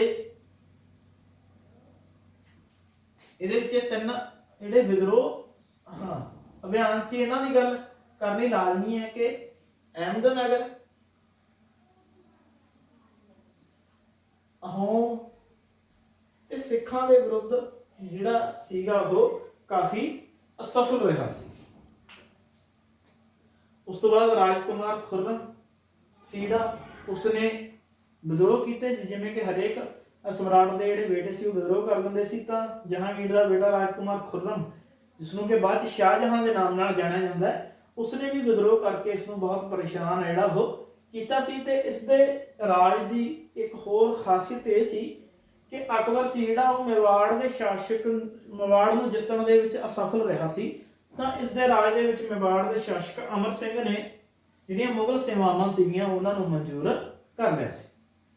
ਤਾਂ ਉਸ ਤੋਂ ਬਾਅਦ ਅਸੀਂ ਗੱਲ ਕਰਦੇ ਹਾਂ ਜੀ ਸ਼ਾਹਜਹਾਂ ਦੀ, ਜਿਹਦਾ ਨਾਮ ਕਾਫੀ ਪੜਿਆ ਸੁਣਿਆ ਜਾਂਦਾ ਹੈਗਾ ਮੁਗਲ ਰਿਆਸਤ ਦੇ ਵਿੱਚ, ਕਿਉਂਕਿ ਇਸਨੇ ਕਾਫੀ ਚੀਜ਼ਾਂ ਇਸ ਤਰ੍ਹਾਂ ਦੀਆਂ ਬਣਾਈਆਂ ਸੀ, ਜਿਵੇਂ ਤਾਜ ਮਹਿਲ, ਲਾਲ ਕਿਲਾ, ਜਿਹੜੀਆਂ ਕਿ ਵਰਲਡ ਲੈਵਲ ਤੇ ਫੇਮਸ ਨੇਗੀਆਂ। ਤਾਂ ਸ਼ਾਹਜਹਾਂ ਦਾ ਰਾਜ ਹੈ ਜਿਹੜਾ ਉਹ 1627 ਤੋਂ ਲੈ ਕੇ 58 ਤੱਕ ਰਿਹਾ ਹੈਗਾ।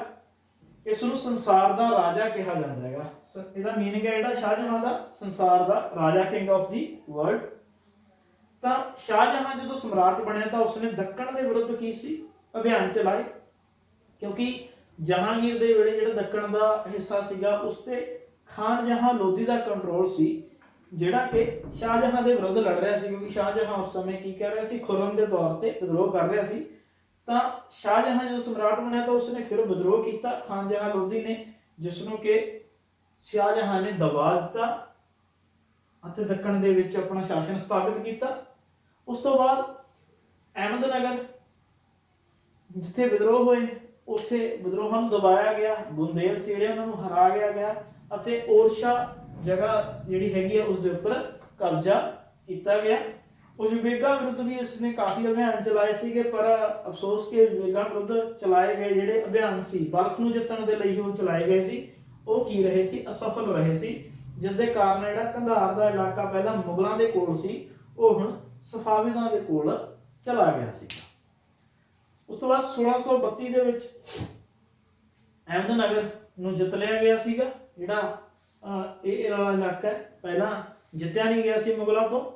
ਉਸ ਤੋਂ ਬਾਅਦ 1657 ਤੋਂ ਲੈ ਕੇ 58 ਦੇ ਦਰਮਿਆਨ ਜਿਹੜੇ ਇਸ ਦੇ ਉੱਤਰਾਧਿਕਾਰ ਸੀਗੇ, ਇਸ ਦੇ ਬੇਟੇ ਸੀ, ਉਹਨਾਂ ਦੇ ਵਿਚਕਾਰ ਝਗੜੇ ਲੜਾਈਆਂ ਚੱਲ ਪਈਆਂ ਉੱਤਰਾਧਿਕਾਰ ਨੂੰ ਲੈ ਕੇ, ਜਿਨ੍ਹਾਂ ਦੇ ਵਿੱਚ ਔਰੰਗਜ਼ੇਬ ਸੀ ਜਿਹੜਾ ਉਹ ਜੇਤੂ ਰਿਹਾ ਸੀ ਤੇ ਉਸਨੇ ਆਪਣੇ ਭਰਾਵਾਂ ਨੂੰ ਮਰਵਾ ਦਿੱਤਾ ਸੀ, ਜਿਨ੍ਹਾਂ ਦੇ ਵਿੱਚ ਉਸਦਾ ਭਰਾ ਦਾਰਾ ਸ਼ਿਕੋ ਵੀ ਸ਼ਾਮਲ ਸੀ ਅਤੇ ਸ਼ਾਹਜਹਾਂ ਨੂੰ ਉਸੇ ਦੇ ਬਣਾਏ ਤਾਜ ਮਹਿਲ ਦੇ ਵਿੱਚ ਦੇ ਨਾਲ ਇੱਕ ਲੱਗਦੀ ਜੇਲ੍ਹ ਦੇ ਵਿੱਚ ਕੈਦ ਕਰਕੇ ਰੱਖ ਲਿਆ ਸੀ। ਤਾਂ ਇਹ ਹਿਸਟਰੀ ਹੈ ਜੀ ਅਕਬਰ, ਜਹਾਂਗੀਰ ਅਤੇ ਸ਼ਾਹਜਹਾਂ ਦੀ। ਇਸ ਤੋਂ ਬਾਅਦ ਅਸੀਂ ਗੱਲ ਕਰਦੇ ਹਾਂ ਔਰੰਗਜ਼ੇਬ ਬਾਰੇ। ਤਾਂ ਅਸੀਂ ਸ਼ਾਹਜਹਾਂ ਤੋਂ ਬਾਅਦ ਗੱਲ ਕਰਦੇ ਹਾਂ ਜੀ ਔਰੰਗਜ਼ੇਬ ਦੀ। ਪਹਿਲਾਂ ਅਸੀਂ ਹੁਮਾਯੂੰ, ਅਕਬਰ, ਜਹਾਂਗੀਰ, ਸ਼ਾਹਜਹਾਂ ਬਾਰੇ ਗੱਲ ਕਰ ਚੁੱਕੇ ਹਾਂ। ਹੁਣ ਔਰੰਗਜ਼ੇਬ ਦੀ ਗੱਲ ਕਰਦੇ ਹਾਂਗੇ, ਜਿਹੜਾ ਕਿ ਮੁਗਲ ਸਮਰਾਜ ਦੇ ਵਿੱਚ ਸਭ ਤੋਂ ਜ਼ਿਆਦਾ ਅਨਪਾਪੂਲਰ ਸ਼ਾਸਕ ਹੈ ਜਿਹੜਾ ਉਹ ਰਿਹਾ ਹੈਗਾ। ਇਸ ਨੂੰ ਮੋਸਟ ਅਨਪਾਪੂਲਰ ਰੂਲਰ ਕਿਹਾ ਜਾਂਦਾ। ਉਸ ਦਾ ਇੱਕ ਕਾਰਨ ਹੈ ਕਿਉਂ ਕਿਹਾ ਜਾਂਦਾ ਹੈਗਾ, ਕਿਉਂਕਿ ਇਸ ਤੋਂ ਪਹਿਲਾਂ ਵਾਲੇ ਜਿਹੜੇ ਸ਼ਾਸਕ ਸੀਗੇ ਉਹ ਕਾਫੀ ਇੰਡੀਅਨ ਜਿਹੜੇ ਰਿਚੁਅਲ ਸੀ ਉਹਨਾਂ ਦੇ ਨਾਲ ਘੁਲ ਮਿਲ ਗਏ ਸੀ ਤੇ ਇੱਥੋਂ ਦੇ ਲੋਕਾਂ ਦੇ ਨਾਲ ਉਹਨਾਂ ਦੇ ਸੰਬੰਧ ਨੇ ਜਿਹੜੇ ਉਹ ਥੋੜੇ ਸੁਖਾਲੇ ਹੋ ਗਏ ਸੀ। ਪਰ ਇਹ ਆਪਣੀ ਕੱਟੜ ਨੀਤੀ ਕਰਕੇ ਲੋਕਾਂ ਦੇ ਵਿੱਚ ਬਹੁਤ ਹੀ ਜ਼ਿਆਦਾ ਅਪ੍ਰਸਿੱਧ ਹੋ ਗਿਆ ਸੀ। ਤਾਂ ਇਸ ਦਾ ਜਿਹੜਾ ਰਾਜ ਹੈ ਉਹ 1658 ਤੋਂ ਲੈ ਕੇ 1707 ਤੱਕ ਰਹੇਗਾ। ਇਸ ਦੇ ਸਮੇਂ ਹੀ ਜਿਹੜਾ ਭਾਰਤ ਹੈ ਉਸ ਦੇ ਵਿੱਚ ਮੁਗਲ ਸਮਰਾਜ ਆਪਣੀ ਪੀਕ ਤੇ ਸੀਗਾ। ਜੇ ਅਸੀਂ ਗੱਲ ਕਰੀਏ ਤਾਂ ਮੈਂ ਪਹਿਲਾਂ ਵੀ ਸਮਝਾਇਆ ਸੀ ਤੁਹਾਨੂੰ ਕਿ ਅਸੀਂ ਇੱਕ ਮੈਪ ਬਣਾਉਣਾ ਇੰਡੀਆ ਦਾ।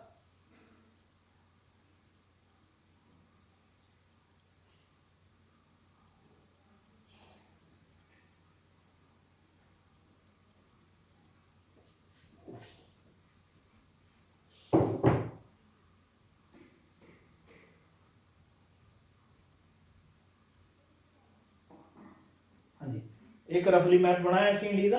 तो ਜਿਹੜਾ औरंगजेब ਸੀ ਇਸ ਦਾ ਜਿਹੜਾ ਰਾਜ ਸੀ ਉਹ ਪੂਰੇ ਭਾਰਤ ਦੇ ਵਿੱਚ ਲਗਭਗ ਉਸਨੇ ਕਬਜ਼ਾ ਕਰ ਲਿਆ ਸੀ ਨੀਚੇ ਦੱਖਣ ਤੱਕ, ਕਿਉਂਕਿ ਦੱਖਣ ਦੇ ਵਿੱਚ ਉਹਨੇ ਸੈਨਾਵਾਂ ਭੇਜੀਆਂ ਸੀ।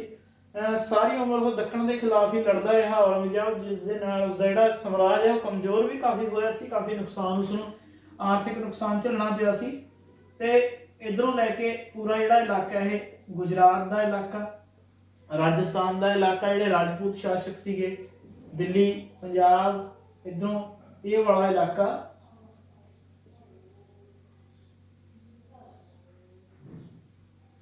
ਇਹ ਵਾਲਾ, ਇਹ ਸਾਰਾ ਜਿਹੜਾ ਸੀਗਾ ਉਹ ਮੁਗਲਾਂ ਦੇ ਅਧੀਨ ਆ ਗਿਆ ਸੀਗਾ। ਕਿਉਂਕਿ ਮਰਾਠੇ ਵੀ ਜਿਹੜੇ ਸੀ, ਮਰਾਠਿਆਂ ਦੇ ਉੱਪਰ ਵੀ ਥੋੜੇ ਸਮੇਂ ਲਈ ਇਸਨੇ ਸ਼ਾਸਨ ਕੀਤਾ ਸੀਗਾ, ਪਰ ਬਾਅਦ ਦੇ ਵਿੱਚ ਉਹ ਫਿਰ ਆਜ਼ਾਦ ਹੋ ਗਏ ਸੀਗੇ। ਤਾਂ 1663 ਦੇ ਵਿੱਚ ਸਭ ਤੋਂ ਪਹਿਲਾਂ ਇਸਨੇ ਜਿਹੜੇ ਅਹੋਮ ਦੇ ਇਲਾਕੇ ਸੀਗੇ, ਇਹ ਵਾਲੇ ਇਲਾਕੇ, ਇਹਨਾਂ ਦੇ ਉੱਪਰ ਅਟੈਕ ਕੀਤਾ ਤੇ ਇਹਨਾਂ ਨੂੰ ਹਰਾਤਾ ਸੀ। ਅਹੋਮਾਂ ਨੂੰ ਜਿਹੜੇ ਕਿ ਪਹਿਲਾਂ ਹੁਣ ਤੱਕ ਨਹੀਂ ਹਾਰੇ ਸੀ, ਪਰ ਬਾਅਦ ਦੇ ਵਿੱਚ 1680 ਦੇ ਵਿੱਚ ਦੁਬਾਰਾ ਇਹਨਾਂ ਨੇ ਵਿਦਰੋਹ ਕਰਕੇ ਆਪਣੇ ਆਪ ਨੂੰ ਆਜ਼ਾਦ ਘੋਸ਼ਿਤ ਕਰਤਾ ਸੀ। 1685 ਦੇ ਵਿੱਚ ਇਹਨਾਂ ਨੇ ਔਰੰਗਜ਼ੇਬ ਨੇ ਬੀਜਾਪੁਰ ਅਤੇ 1687 ਦੇ ਵਿੱਚ ਗੋਲਕੁੰਡਾ ਨੂੰ ਜਿੱਤਿਆ। ਇਹ ਵਾਲੀਆਂ ਰਿਆਸਤਾਂ ਇੱਥੋਂ ਦੀਆਂ, ਜਿਹੜਾ ਇਹ ਵਾਲਾ ਹਿੱਸਾ ਹੈਗਾ ਬੀਜਾਪੁਰ ਤੇ ਗੋਲਕੁੰਡਾ ਨੂੰ 1685 ਤੇ 87 ਦੇ ਵਿੱਚ ਜਿੱਤ ਲਿਆ ਸੀ। ਤੇ 1698 ਦੇ ਵਿੱਚ ਇਸਨੇ ਮਰਾਠਿਆਂ ਦੇ ਵਿਰੁੱਧ ਜਿਹੜੇ ਅਭਿਆਨ ਸੀ ਉਹ ਚਲਾਏ ਸੀ ਇਹ ਵਾਲੇ ਇਲਾਕੇ ਦੇ ਵਿੱਚ, ਅਤੇ ਉਹਨਾਂ ਨੂੰ ਵੀ ਥੋੜੇ ਸਮੇਂ ਲਈ ਆਪਣੇ ਸ਼ਾਸਨ ਦੇ ਅਧੀਨ ਕਰ ਲਿਆ ਸੀ। ਤਾਂ ਇਸ ਤੋਂ ਇਲਾਵਾ ਅਸੀਂ ਔਰੰਗਜ਼ੇਬ ਦੀ ਹੁਣ ਗੱਲ ਹੋ ਚੁੱਕੀ ਹੈ। ਤਾਂ ਜਹਾਂਗੀਰ ਅਤੇ ਸ਼ਾਹਜਹਾਂ ਜਿਹੜੇ ਦੋ ਸ਼ਾਸਕ ਸੀ, ਇਹਨਾਂ ਦੀਆਂ ਮਾਤਾਵਾਂ ਬਾਰੇ ਅਸੀਂ ਗੱਲ ਕਰੀਏ ਤਾਂ ਇਹ ਰਾਜਪੂਤ ਜਿਹੜੇ ਵੰਸ਼ ਸੀ ਉਹਨਾਂ ਨਾਲ ਰਿਲੇਟਡ ਸੀਗੀਆਂ। ਜਿਵੇਂ ਕਿ ਜਹਾਂਗੀਰ ਦੀ ਜਿਹੜੀ ਮਦਰ ਸੀ ਉਹ ਕਛੂਆ ਦੇ ਰਾਜਕੁਮਾਰੀ ਸੀ ਅਤੇ ਅੰਬਰ ਦੇ ਰਾਜਪੂਤ ਸ਼ਾਸਕ ਦੇ ਬੇਟੀ ਸੀ।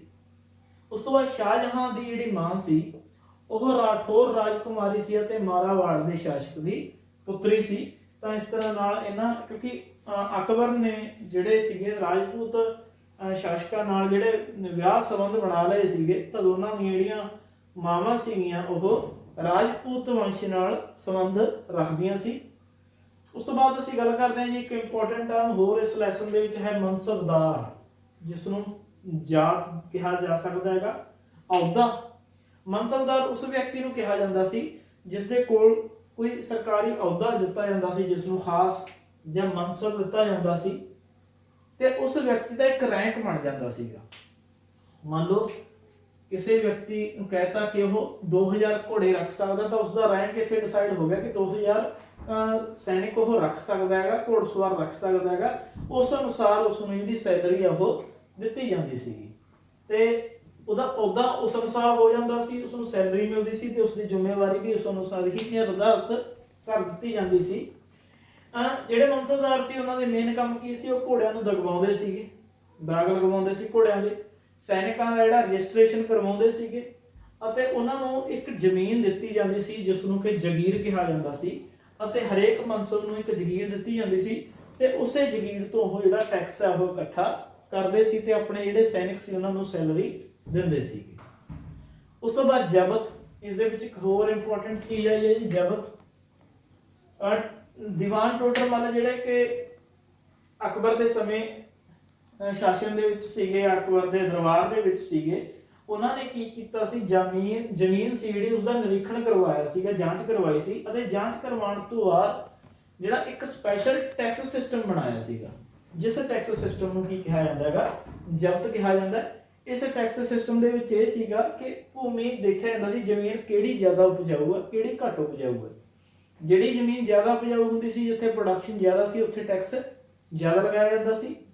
ਜਿਹੜੀ ਜ਼ਮੀਨ ਤੇ ਜਿਹੜੀ ਪ੍ਰੋਡਕਸ਼ਨ ਆ ਘੱਟ ਹੁੰਦੀ ਸੀ, ਘੱਟ ਉਪਜਾਊ ਹੁੰਦੀ ਸੀ, ਉੱਥੇ ਟੈਕਸ ਘੱਟ ਲਗਾਇਆ ਜਾਂਦਾ ਸੀ। ਉਸ ਤੋਂ ਬਾਅਦ ਅਸੀਂ ਗੱਲ ਕਰਦੇ ਹਾਂ ਜੀ ਅਬੁਲ ਫਜ਼ਲ ਬਾਰੇ, ਜਿਸ ਨੂੰ ਕਿ ਇੱਕ ਵਿਦਰੋਹ ਦੇ ਵਿੱਚ ਮਰਵਾ ਦਿੱਤਾ ਗਿਆ ਸੀ ਸਲੀਮ ਦੇ ਦੁਆਰਾ। ਤਾਂ ਉਸਨੇ ਅਕਬਰ ਦੇ ਇਤਿਹਾਸ ਨੂੰ ਲਿਖਤੀ ਰੂਪ ਦਿੱਤਾ ਹੈਗਾ।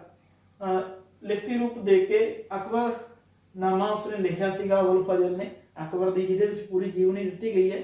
ਤਾਂ ਉਸਨੇ ਅਕਬਰ ਦਾ ਜਿਹੜਾ ਇਤਿਹਾਸ ਸੀ ਉਸਨੂੰ 3 ਭਾਗਾਂ ਦੇ ਵਿੱਚ ਵੰਡਿਆ ਸੀ। ਪਹਿਲਾ ਭਾਗ ਅਕਬਰ ਦੇ ਪੂਰਵਜਾਂ ਬਾਰੇ ਉਸਨੇ ਪੂਰੀ ਜਾਣਕਾਰੀ ਹੈ ਜਿਹੜੀ ਉਸ ਪਹਿਲੀ ਜਿਲਦ ਦੇ ਵਿੱਚ ਦਿੱਤੀ ਹੈਗੀ। ਦੂਸਰੀ ਜਿਲਦ ਦੇ ਵਿੱਚ ਉਸਨੇ ਜਿੰਨੀਆਂ ਵੀ ਉਸਦੇ ਸ਼ਾਸਨ ਕਾਲ ਦੇ ਦੌਰਾਨ ਘਟਨਾਵਾਂ ਹੋਈਆਂ ਸੀ ਅਕਬਰ ਦੇ, ਉਹਨਾਂ ਨੂੰ ਕਲਮਬੱਧ ਕੀਤਾ ਹੋਇਆ ਹੈਗਾ। ਤੇ ਤੀਸਰੀ ਜਿਹੜੀ ਜਿਲਦ ਹੈ ਜਿਸ ਨੂੰ ਆਇਨੇ ਅਕਬਰੀ ਕਿਹਾ ਜਾਂਦਾ ਹੈਗਾ, ਉਹ ਉਸਦੇ ਪ੍ਰਸ਼ਾਸਨ ਬਾਰੇ ਹੈ, ਉਸਦੀ ਐਡਮਿਨਿਸਟ੍ਰੇਟਿਵ ਬਾਰੇ ਹੈ ਕਿ ਉਹ ਕਿਸ ਤਰ੍ਹਾਂ ਕੰਮ ਕਰਦਾ ਸੀ, ਕਿਸ ਤਰ੍ਹਾਂ ਉਸਦਾ ਜਿਹੜਾ ਪ੍ਰਸ਼ਾਸਨ ਹੈ ਉਹ ਅਲੱਗ-ਅਲੱਗ ਭਾਗਾਂ ਦੇ ਵਿੱਚ ਵੰਡਿਆ ਹੋਇਆ ਸੀ। ਜਿਵੇਂ ਸਮਰਾਜ ਹੈ ਉਹ ਪ੍ਰਾਂਤਾਂ ਦੇ ਵਿੱਚ ਵੰਡਿਆ ਹੋਇਆ ਸੀ। ਹਰੇਕ ਪ੍ਰਾਂਤ ਨੂੰ ਸੂਬਾ ਕਿਹਾ ਜਾਂਦਾ ਹੈ। ਸੂਬੇ ਦਾ ਇੱਕ ਅਧਿਕਾਰੀ ਹੁੰਦਾ ਸੀ ਜਿਸ ਨੂੰ ਸੂਬੇਦਾਰ ਕਿਹਾ ਜਾਂਦਾ ਸੀ।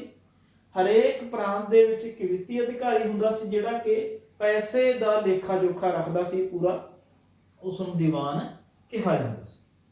ਤਾਂ ਇਸ ਲੈਸਨ ਦੇ ਵਿੱਚ ਇਹ ਇੰਪੋਰਟੈਂਟ ਚੀਜ਼ਾਂ ਸੀ। 7th ਕਲਾਸ ਦੇ ਅਕੋਰਡਿੰਗ ਅਸੀਂ ਸਾਰਾ ਕੁਝ ਕਵਰ ਕਰ ਲਿਆ ਹੈਗਾ ਕਿ ਬਾਬਰ ਤੋਂ ਲੈ ਕੇ ਬਾਬਰ ਦਾ ਜਿਹੜਾ ਥੋੜਾ ਹਿਸਟੋਰੀਕਲ ਬੈਕਗ੍ਰਾਉਂਡ ਦੇਖਿਆ ਸੀ ਔਰੰਗਜ਼ੇਬ ਤੱਕ, ਜਿਹੜਾ ਕਿਉਂਕਿ ਮੁਗਲ ਸਮਰਾਜ ਹੈ। ਜੇ ਅਸੀਂ ਗੱਲ ਕਰੀਏ ਮੁਗਲ ਸਮਰਾਜ ਦੀ ਤਾਂ ਮੁਗਲ ਸਮਰਾਜ 1526 ਤੋਂ ਲੈ ਕੇ 1707 ਤੱਕ ਜਿਹੜਾ ਹੈਗਾ ਉਹ ਪੀਕ ਤੇ ਸੀ ਆਪਣੀ, ਤੇ ਜਦੋਂ ਤੱਕ ਔਰੰਗਜ਼ੇਬ ਜਿਹੜਾ ਬਾਦਸ਼ਾਹ ਰਹੇਗਾ, ਇਹ ਕਿਉਂਕਿ ਫੇਮਸ ਬਾਦਸ਼ਾਹ ਸੀਗੇ। ਔਰੰਗਜ਼ੇਬ ਤੋਂ ਬਾਅਦ ਜਿਹੜੇ ਉੱਤਰਾਧਿਕਾਰੀ ਇਹਨਾਂ ਦੇ ਆਏ ਨੇਗੇ ਉਹ ਇੰਨੇ ਕਾਬਿਲ ਨਹੀਂ ਸੀ ਕਿ ਆਪਣੇ ਸਮਰਾਜ ਨੂੰ ਬਣਾ ਕੇ ਰੱਖ ਸਕਣ। ਤਾਂ 1857 ਤੱਕ ਜਾਂਦੇ ਜਾਂਦੇ ਜਿਹੜਾ ਮੁਗਲ ਸਮਰਾਜ ਉਹ ਪੂਰੀ ਤਰ੍ਹਾਂ ਖਤਮ ਹੋ ਗਿਆ ਸੀ। ਲਾਸਟ ਜਿਹੜੇ ਬਾਦਸ਼ਾਹ ਸੀ ਬਹਾਦਰ ਸ਼ਾਹ ਜ਼ਫਰ, ਜਿਨ੍ਹਾਂ ਨੂੰ ਅੰਗਰੇਜ਼ਾਂ ਨੇ ਦੇਸ਼ ਨਿਕਾਲਾ ਦਿੱਤਾ ਸੀ, ਬਾਅਦ ਦੇ ਵਿੱਚ ਰੰਗੂਨ ਦੇ ਵਿੱਚ ਉਹਨਾਂ ਦੀ ਡੈਥ ਹੋ ਗਈ ਸੀ। ਤਾਂ 1526 ਤੋਂ ਲੈ ਕੇ 1857 ਤੱਕ ਜਿਹੜਾ ਮੁਗਲ ਸਮਰਾਜ ਦਾ ਸਮਾਂ ਹੈ ਉਹ ਸਾਡੇ ਦੇਸ਼ ਦੇ ਵਿੱਚ ਮੰਨਿਆ ਜਾਂਦਾ ਹੈਗਾ। ਤੇ 1526 ਤੋਂ 1707 ਦੇ ਵਿੱਚ ਇਹ ਆਪਣੀ ਪੀਕ ਤੇ ਸੀਗਾ। ਠੀਕ ਹੈ ਜੀ। ਤਾਂ ਇਸ ਲੈਸਨ ਦੇ ਵਿੱਚ ਇੰਨਾ ਹੀ ਸੀ। ਅਗਲੇ ਲੈਸਨ ਦੇ ਵਿੱਚ ਅਸੀਂ ਗੱਲ ਕਰਾਂਗੇ ਇਮਾਰਤਾਂ ਬਾਰੇ, ਵਸਤੂ ਕਲਾ ਬਾਰੇ, ਲੈਸਨ ਨੰਬਰ 5 ਦੇ ਵਿੱਚ। ਤਾਂ ਤੁਸੀਂ ਸਾਡਾ ਚੈਨਲ ਸਬਸਕ੍ਰਾਈਬ ਜ਼ਰੂਰ ਕਰੋ, ਸ਼ੇਅਰ ਕਰ ਦਿਆ ਕਰੋ ਕਿਰਪਾ ਕਰਕੇ, ਕਿਉਂਕਿ ਬਹੁਤ ਸਾਰੇ ਜਿਹੜੇ ਲੋਕ ਨੇ ਹੋਰ ਵੀ ਇਸ ਤੋਂ ਬੈਨੀਫਿਟ ਲੈ ਸਕਦੇ ਨੇ। ਤਾਂ ਨੈਕਸਟ ਵੀਡੀਓ ਦੇ ਲਈ ਦੇਖਦੇ ਰਹੋ ਸਾਡਾ channel Gagan education. Thank you.